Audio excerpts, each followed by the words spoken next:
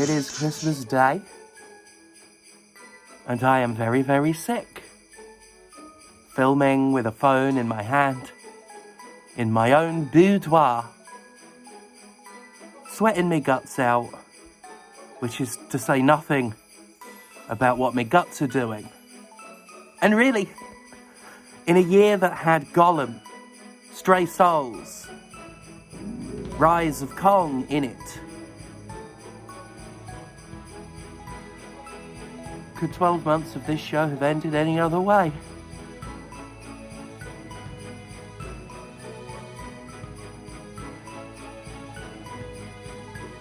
Welcome to hell.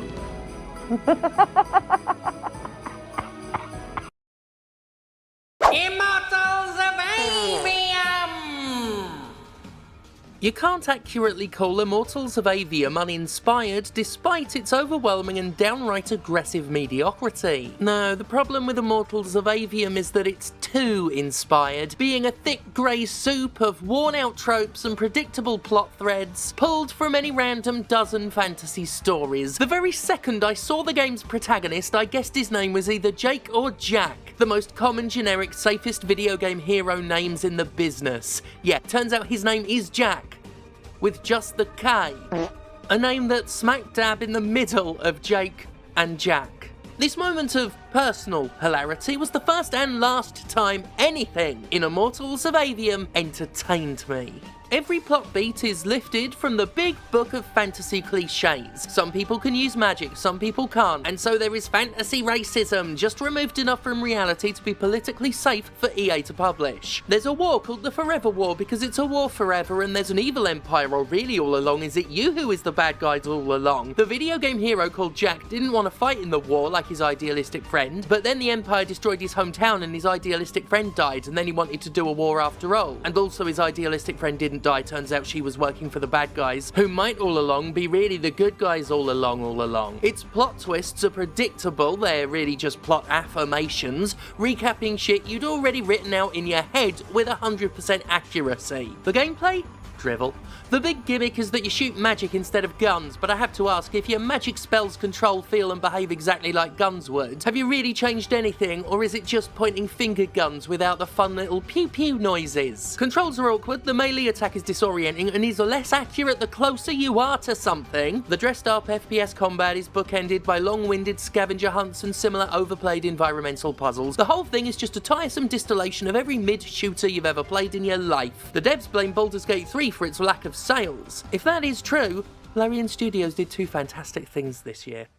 Skull Island! Rise of Kong! Skull Island Rise of Kong is the first of two Game Mill games making the list this year. A truly unfinished product. It came to the world's attention when it was discovered the thing was so rushed to market, a cutscene contained a placeholder JPEG of a dinosaur instead of a character model. Animations don't mesh together or synchronize between Kong and his enemies. Environmental details are only half solid. Maps manage to be both desolate wastelands and spaghetti-like mazes at once. You enter some caves by phasing through the plain black texture that was slapped over the entrance to quickly simulate darkness. Slapped together isn't a term that serves ample enough justice to this. Game Mill Entertainment gets points only for having the most accurate name in game publisher history, since it literally buys up intellectual property licenses and has a studio churn out something as cheaply as possible to meet an impossibly close deadline. They even get developers to start making a generic game without direction just so they can plug an IP into it later. Rise of Kong is the result of unchecked, borderline unhinged cynicism. I made the point when I reviewed it, and I make the point again. A game like this indicates beyond a shadow of a doubt in my mind that this industry needs product standards independently imposed upon it. There were so many plosives, the microphone better not have gone This is worse than a defective product. Skull Island is a product sold with the knowledge that it is a grossly unfinished and broken piece of shit. In fact, it was designed this way. It was made to be jacked up garbage, because jacked up garbage is all that could ever have been made with the restrictions its creators were working in spite of. It's perhaps laudable on the developer's part that a functional game was made at all, even if saying functional is debatable. But that it was sold as a full, finished, officially licensed, full-priced game game is fucking shocking. It should be shocking, if not for the fact we're also grimly fucking used to it now. Kong's feet sink into everything. He constantly freezes in midair and you have to reload a save. The textures ooze over the environment rather than fade or pop in as if everything is made from viscous sludge. Well, that pretty much describes the game. Sludge, slag, slimily sloppy slurry slithering slowly down a slantindicular slosh sluice. Load of old cum, basically. This is monkey business, and it is so rubbish a game that I don't even feel ashamed saying something so trite as monkey business about it. It deserves no greater wordplay, only the opprobrium with which it shall enter the annals. If I pronounce that word wrong, I'm gonna look like a total dick. Opprobrium. Looks like somebody should have invested in a dictionary. The Walking Dead Destinies! The Walking Dead Destinies is only slightly better than Kong Skull Island because I can at least fucking laugh at it. Another stick of shit butter from Game Mill's Rectal Churn. Its central gimmick is that it's a really bad action stealth game that lets you rewrite AMC's Walking Dead adaptation by being able to make choices that deviate from the original plot. It doesn't actually matter what you pick, the story's vaguely written on purpose to avoid any narrative consequence, though it does tie its skill tree to who's in your group of survivors, which is a low-key interesting. In any case, the game lets you kill Carl Grimes early, so no matter how shit it is, and it is thoroughly shit, Destinies has made the greatest contribution to Walking Dead related media ever. Thus ends the continuing misadventures of a 4-foot burden. It's also just fucking funny that emotional and tense moments from the show are so awkwardly adapted to playable video game levels. Like when Sean and Rick have their isolated personal standoff in the woods, just like the show, before one of them gets a giant boss health bar and starts running around in circles like a headless gun-toting chicken. It's hard not to be fucking amused. The fun of its wanton audacity melts away, however, to reveal a skeleton made of rat-gnawed breadsticks fastened together with bubblegum.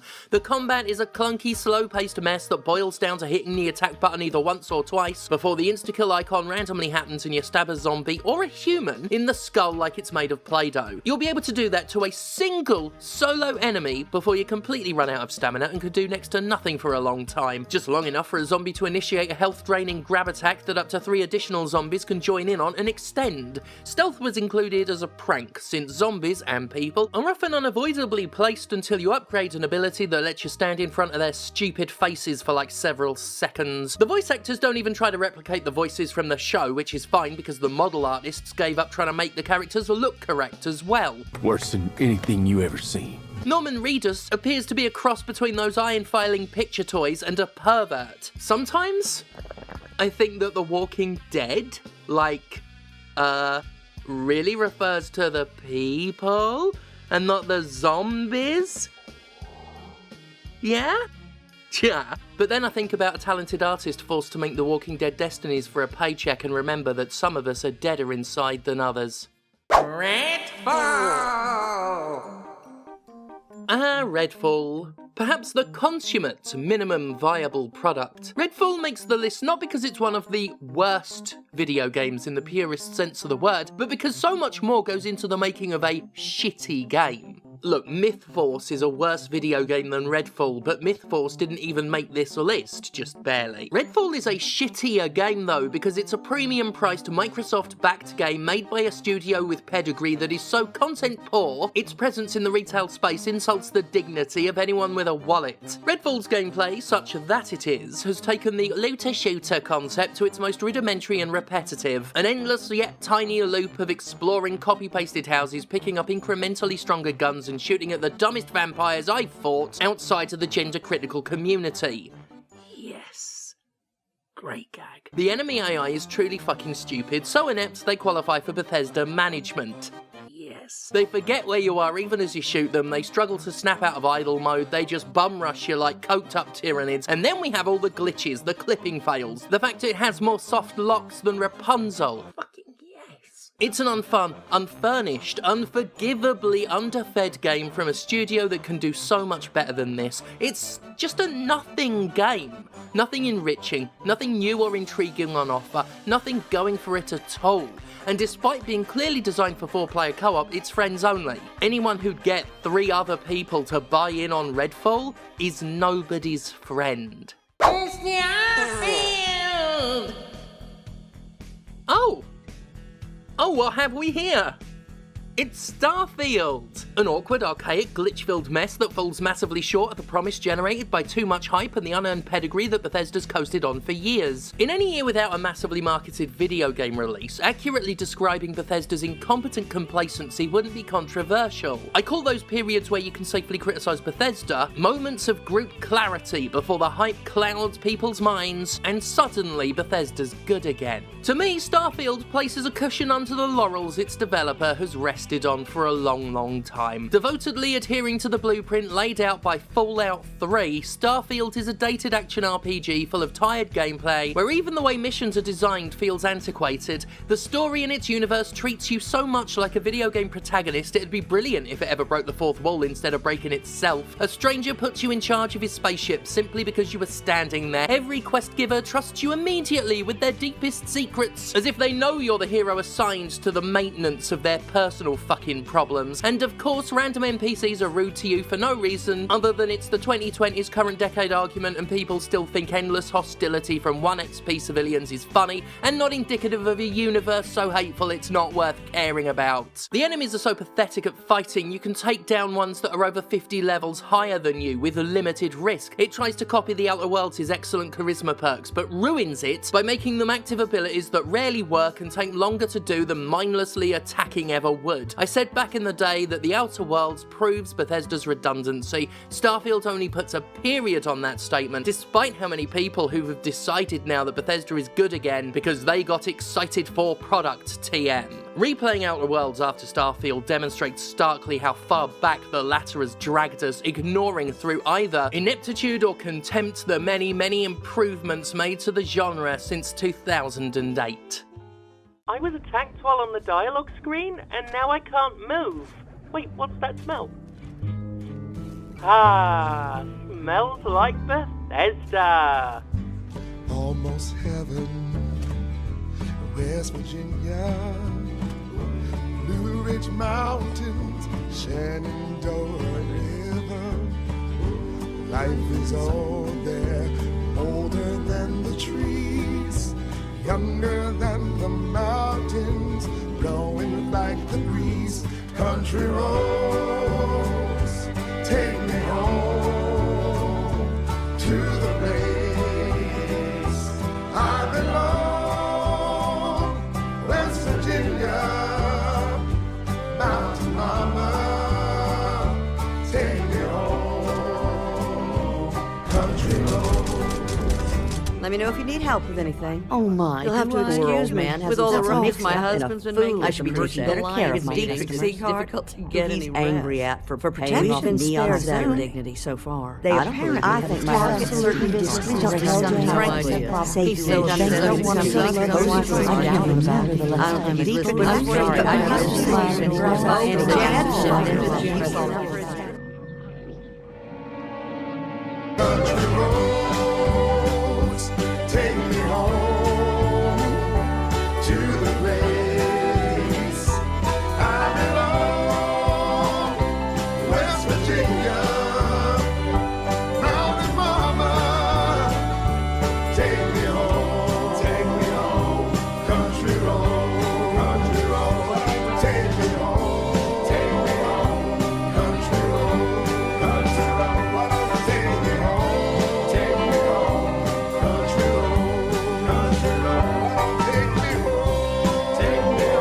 country road, take me home, country road.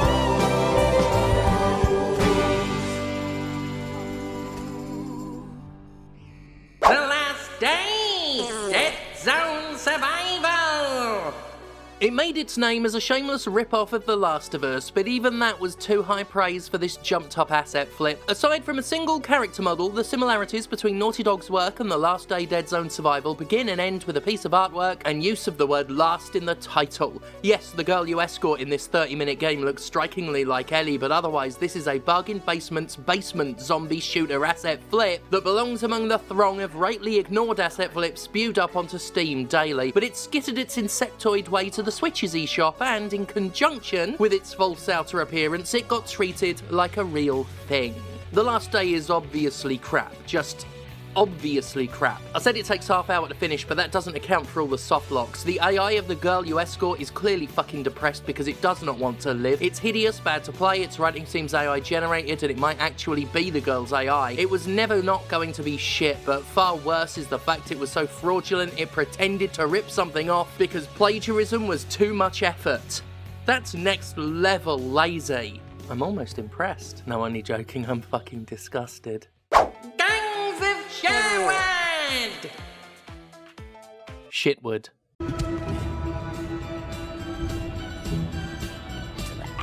Ugly and slow.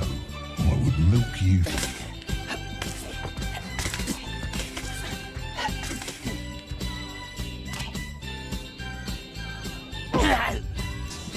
The great eye knows.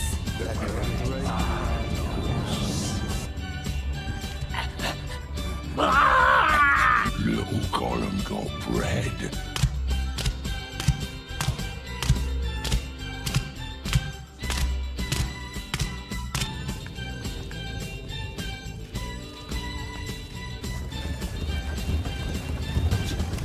Snow. Get out of here! Above the is another lever. Why are they doing this to us?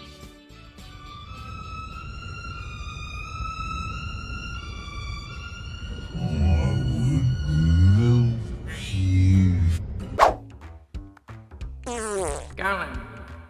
Gollum is one of the strongest favourites for worst game of 2023, and for many it absolutely is. I'd struggle to disagree, because it's so unbelievably dreadful. It was a hard game to make work conceptually. Not many of us have dreamed of stepping into the shit-stained diaper of Middle-earth's lowliest, stinkiest, most wretched little garbage creature. There's a way to make that work, but one way you don't do it is with a game so unfinished it has missing sound effects. A bleak and unfulfilling experience in which you play a weak, unappealing little worm. So basically, you play as insert name of public figure here. It's a horrid game consisting mostly of the blandest, slowest, dreariest stealth ever, and horrible platforming sequences where Gollum's jumping feels unwieldy and damn near random. The little fuckball can't be trusted to grab ledges properly, and when he dies it's sorta funny because he'll just clip through the generic floor textures or shrink real small or hit an invisible barrier and ragdoll everywhere, or sometimes just not animate at all. It is a bad and smelly game that is smelly and bad. The world in which this game takes place feels like it's made out of cardboard. Nothing and nobody reacts to Gollum as he wanders around environments as barren as they are ugly. Speaking of ugly, Daedelic's particular idea of what Gollum should look like resembles a scarecrow wearing a scarecrow-sized condom. He looks like every Florida man ever. He looks like if a baby was a middle-aged sex offender. In any case, it's an embarrassment of a game, the kind of game you just can't trust as you play it. Can't trust the physics won't glitch out on you, can't trust the grabbable walls will work, can't trust it to do a single thing competently enough to not cost you progress. Of all the games on this list, Gollum is likely to be the one remembered longest of all, and even then it won't be remembered for a hugely long time. Like so many bad games released this year, it came with its own apology JPEG, but no amount of sorry will make the world forget how dreadful this game was. Only time can do that. Not a very large amount of it though. Stray Souls!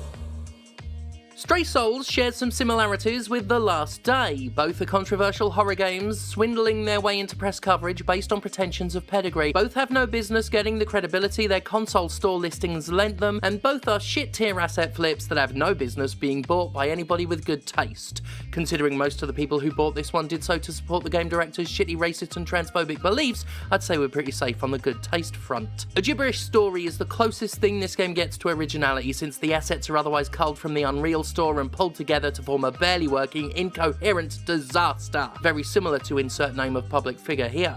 It immediately fails as a horror game based on the fact it thinks this is scary. It also fails for being fucking shit. The only reason this drab trash got any notoriety was the involvement of legendary horror composer Akira Yamaoka. This tenuous link to Silent Hill was enough to give the game attention. Last time I talked about the thing, I hesitated to call it an asset flip, but I think it qualifies, due to how poorly and pathetically plugged into the world said assets are. The first boss hasn't been retooled in the slightest to handle the game it's in, so its AI is completely fucked, half its attacks miss the player, and it just can't seem to navigate the environment properly despite the fact environments barely have anything going on in them. I struggle to believe anybody involved in Stray Souls had any pride in what they did. How could they? Look at it. If this is the effort of someone with any sense of artistic integrity, I question the value of integrity as a concept. No. This glitch-pounded cocktail of human feces and scar tissue is something to be ashamed of. I'm not just talking about the developers either. We as a species ought to feel collective shame for the existence of Stray Souls. First the atom bomb. Now this. Silent Hill Ascension! Silent Hill Ascension answers the question that before now had only been asked by stupid fucking dickheads. What if Silent Hill was one long cutscene with microtransactions? Its inclusion in this list is potentially contentious since its very status as a game is questionable. It's a series of videos squirted onto an app that contains game-like elements and an absolute scam of a central conceit, where viewers vote for plot outcomes except they can buy more votes with real-world money. The only thing sicker than the idea itself is the grim reality we live in where people have paid for it. As if the dreadful writing and shit direction was anywhere near good enough to make you care about who the fuck the characters are and what the fuck these fucks are doing. I mean, I gotta hand it to the game industry. They just found a way to put microtransactions into a TV show. There really is no limit to the desperate scratching, gouging monetization for these companies. Beyond the paid votes, which the app insists isn't voting lol, there's a fucking season pass with some of the flimsiest garbage you could ever hope to find for unlockable rewards. And of course they're fucking flimsy. This is a fucking cutscene. To date, I've only watched the first episode and found absolutely nothing of value. Indeed, for the money it's trying to suck out of wallets, it could be called anti-value. The app was so unappealing, it's joined the throng of icons on my phone too forgettable for me to remember to even delete them. But even though we may forget it in time, it will have existed. There is no longer any point in the history of the universe that doesn't exist at the same time as Silent Hill Ascension. We are in a post-Silent Hill Ascension reality, and that's fucking horrific. Anyway, I classify it as a game because Konami deserves to be shit on from heights that tickle the balls of the stratosphere, and because Silent Hill has been kicked around by that company so much as to have any promise or potential thoroughly beaten out of it. Just like with all the gold, Konami has slowly transmogrified into shit like some sort of power-mad reverse alchemist. Also, nobody fucking cares enough to challenge my decision, so Silent Hill Ascension is in the list. It's truly offensive, a staggering new leap in the field of monetary predation in the game industry, and something that we can only hope is doomed to failure. Like so many of these miserable, disgraceful fucking apps trading on the name of video games that were actually good, I hope it burns. And that is why it is one of the shittiest games of 2023. No, but for real, I cannot emphasize enough how fucking ill I am. Thank God for me, though. You know. And all that bollocks. See you next year, I suppose. God, there's going to be another one.